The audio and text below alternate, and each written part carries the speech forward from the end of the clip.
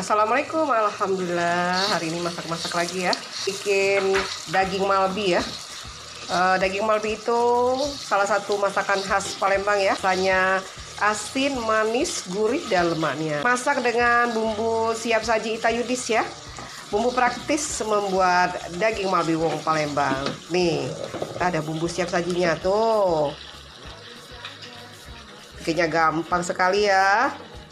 Cukup kita panaskan ya bumbunya nih seperti ini, lalu kita masukkan dagingnya ya. Ini satu paket bumbu ya untuk membuat 1 kilo daging malbi ya. Nah, ini bumbunya.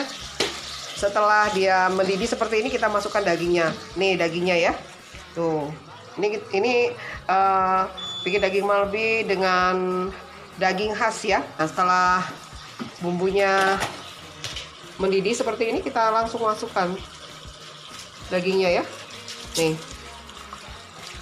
praktis sekali bikin daging malbi ya. Pakai bumbu siap saji Itayudis, memang luar biasa. Lalu kita diamkan ya, kita tutup sampai bumbunya benar-benar meresap ya. Biasanya keluar kaldu dari dagingnya ya. Baru kita tambahkan santan. Tuh, ada ukuran santan yang ditambahkan ya. Nah, setelah itu kita masak dengan api kecil ya sampai matang. Seperti itu, praktis sekali dan rasanya lemaknya.